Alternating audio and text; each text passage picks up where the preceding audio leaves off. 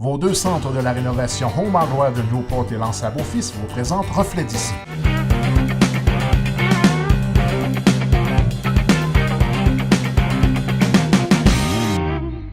Alors, mesdames, messieurs, à la section entrevue de votre émission Reflet d'ici, cette semaine, nous recevons en studio M. Gaétan Cousineau, coordonnateur du mouvement Action Chômage. Alors, tout d'abord, bonsoir, M. Cousineau.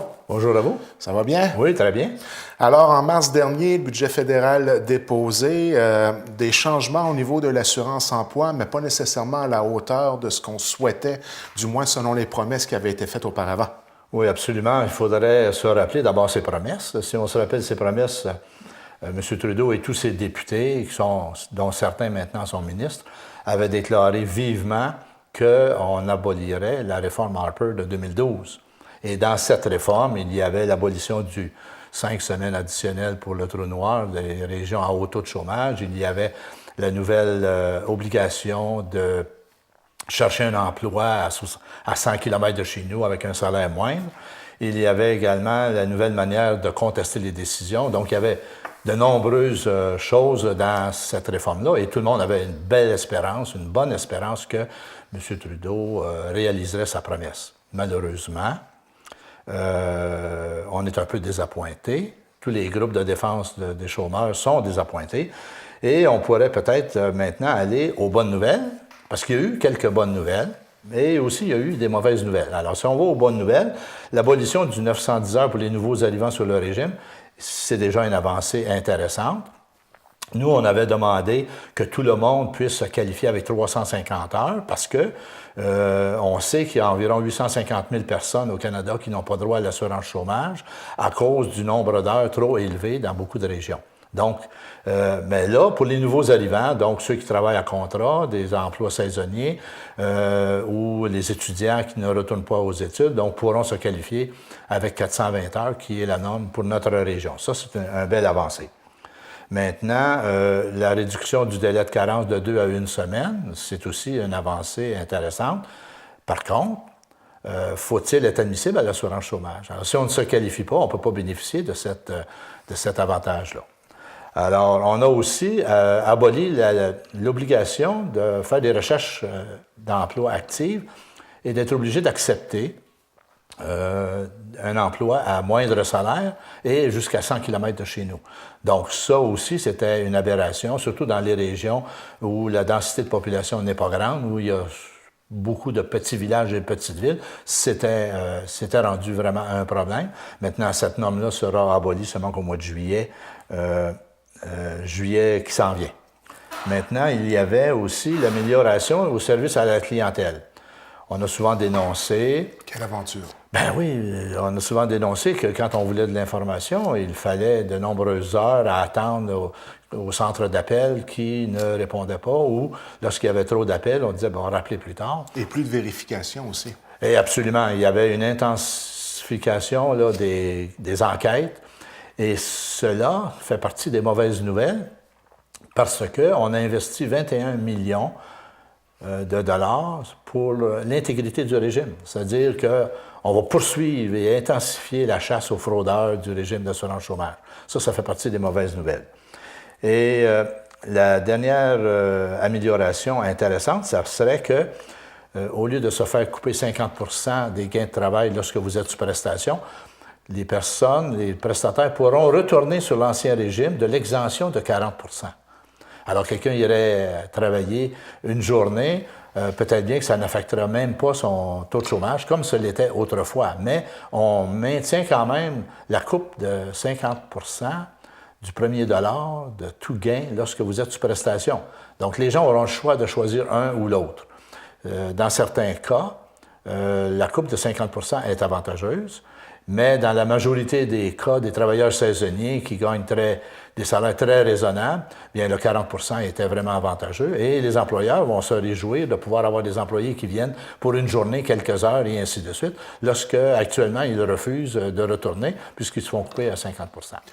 En ce qui concerne, et on en avait beaucoup discuté la dernière fois qu'on s'était rencontrés, la réalité du trou noir, c'est-à-dire la période où on se retrouvait sans assurance-emploi avant que malheureusement le travail débute ou heureusement le travail débute. Là, on est en plein dedans.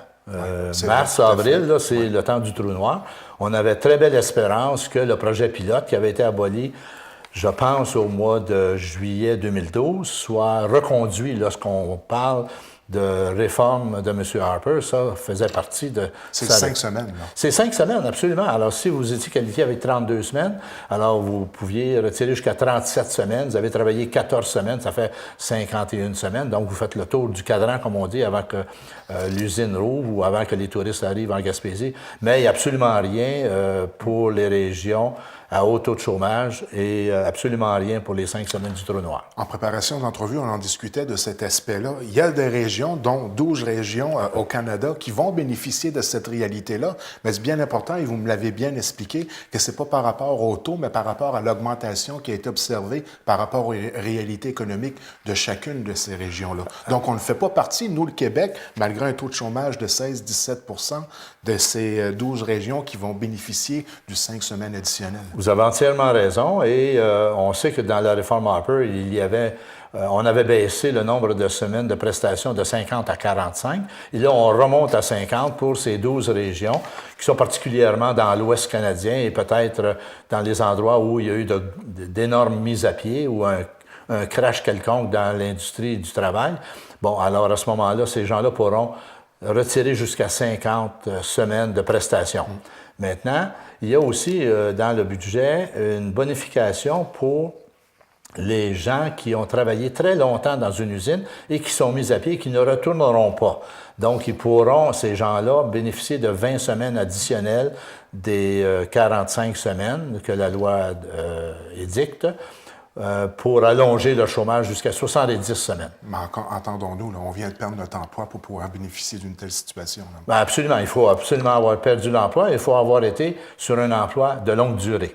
Maintenant, dans les mauvaises nouvelles, alors on a parlé du 5 semaines pour le trou noir qui... C'est un peu incompréhensible que le Québec n'en bénéficie pas, d'y aller avec l'augmentation et non pas le taux de la réalité de chacune des régions. Ça doit être difficile à digérer pour vous, là, bien, pour le mouvement plutôt. Oui, pour nous et pour ceux qui n'en bénéficieront pas, là, parce que depuis, avant M. Harper, là, pendant 6 ou 7 ans, ce projet-là avait été reconduit et ça empêchait les gens de s'appauvrir. Si vous êtes 5 semaines sans prestation ou 6 semaines sans prestation, sans revenu, alors vous vous appauvrissez. Lorsque vous recommencez à travailler, bien, les premiers salaires vont au paiement du loyer, le terme de l'auto. Cet aspect-là, j'imagine que vous vous attendiez à ce que ça soit corrigé? Bien, on s'attendait évidemment, puisque même notre ministre de la Région s'attendait aussi, j'imagine, à ce qu'on puisse nous redonner ces 5 semaines-là. Mais malheureusement, j'imagine que Mme Yachuk, qui vit dans une province un peu plus riche que nous, ne connaît pas la réalité de notre région. Et surtout les conséquences qu'une telle situation peut avoir. Absolument, parce qu'on s'appauvrit régulièrement, continuellement.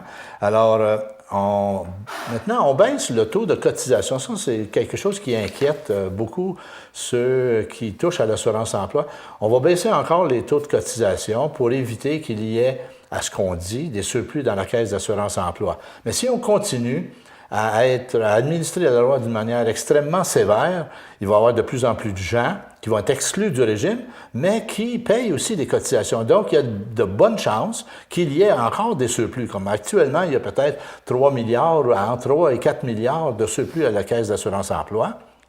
On ne devrait pas dire la Caisse d'assurance-emploi, on devrait dire dans les coffres du gouvernement. Parce que ce qui est important de comprendre, c'est que ce n'est pas exclusif à l'assurance-emploi. Absolument pas. Et ça a été dit par le ministre dernièrement. Là. M. Harper avait aboli l'Office de financement de l'assurance chômage qui protégeait un fonds de 3 ou 4 milliards dans la Caisse d'assurance-emploi qui était une caisse indépendante. M. Harper l'a aboli pour mieux aller voler de l'argent dedans pour éliminer ses déficits. Ouais. Maintenant, là, la continuité va se faire parce que M. Morneau dit très bien dans un communiqué que ces fonds-là, qui viennent de l'assurance-emploi, font partie du fonds consolidé et peuvent être utilisés à toute autre fin que l'assurance chômage. Alors, on n'en croyait pas nos oreilles quand on a entendu ça. On croyait bien que M. Morneau aurait pu protéger la Caisse d'assurance-emploi. Mais évidemment, s'il y a des surplus à la Caisse d'assurance-chômage, c'est une belle vache à lait pour le gouvernement pour éponger quelque peu les énormes déficits qui s'en viennent. Et en baissant les cotisations, ça peut paraître un peu un geste qui est positif, mais c'est un peu mesquin si on regarde la conséquence par la porte d'en arrière. Là. Bien, en parlant avec de nombreux chômeurs, ils seraient prêts même à payer plus de cotisations pour être mieux protégés, pour avoir un régime avec lequel ils peuvent vivre dignement. Là. Tu sais, 55 d'un salaire bien normal, c'est un peu les enfants pauvres de tous les régimes sociaux qu'on a au Québec. La demande, elle était à 65 ou 70 que l'on demandait. Oui. Maintenant, tous les autres régimes de remplacement de revenus au Québec sont énormément plus généreux que l'assurance chômage. Donc, on fait partie du groupe d'enfants pauvres. Avec la discussion qu'on a ce matin en studio, est-ce qu'on peut dire qu'on ressent une certaine volonté du gouvernement, ou du moins d'améliorer le régime? Absolument pas, parce que nous, d'abord, juste avant le budget, on avait demandé une rencontre avec Mme Mihaïchak. Je parle de nous, c'est le regroupement provincial qui regroupe 15 mouvements chômage à travers le Québec. On avait demandé à 2 reprises, depuis début décembre, une rencontre avec Mme Mihaïchak et on a reçu justement la journée du budget sa réponse à l'effet qu'elle ne voulait pas nous rencontrer, qu'elle ne pouvait pas nous rencontrer. Elle nous a référé à un haut fonctionnaire de l'assurance-emploi. Donc, on voit bien là, qu'il y a absolument aucune volonté, actuellement en tout cas, d'améliorer le régime, de refondre le régime, parce que c'est un régime qui date déjà de 75 ans. Donc, il y aurait lieu de faire des aménagements modernes dans le régime d'assurance-emploi. Et ce n'est pas une question d'argent. La Caisse d'assurance chômage a toujours été en surplus depuis 1993, 1994 environ. Elle a toujours été en surplus et la preuve, c'est que les libéraux et les conservateurs ont volé 55 milliards dans la Caisse. Donc, on a l'intention de continuer à le faire.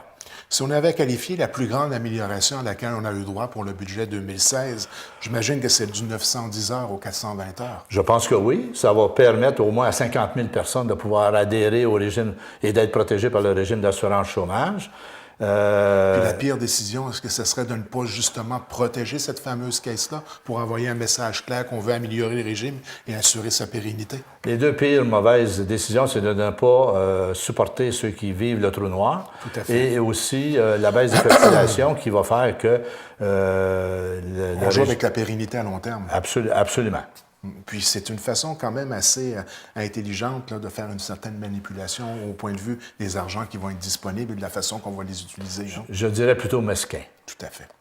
Alors, ça fait à peu près le tour des diverses réalités. Donc, le cheval de bataille pour les prochaines semaines, pour ne pas dire les prochains mois? Bien, on va fourbir nos armes et c'est sûr et certain qu'il y a beaucoup de gens au fédéral qui vont avoir beaucoup de pression et on espère, comme ça a été promis par beaucoup de députés fédéraux, qu'il y aura d'autres améliorations à venir.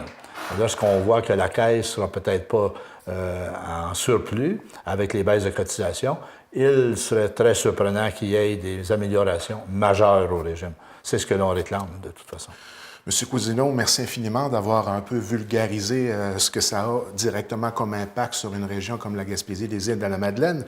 Et comme à l'habitude, je vous dis, on garde le contact parce que c'est un dossier qui se continue dans le temps, qu'on va suivre de très près. Puis tout le monde va en entendre beaucoup parler dans les prochains mois. Merci beaucoup. Bonne journée.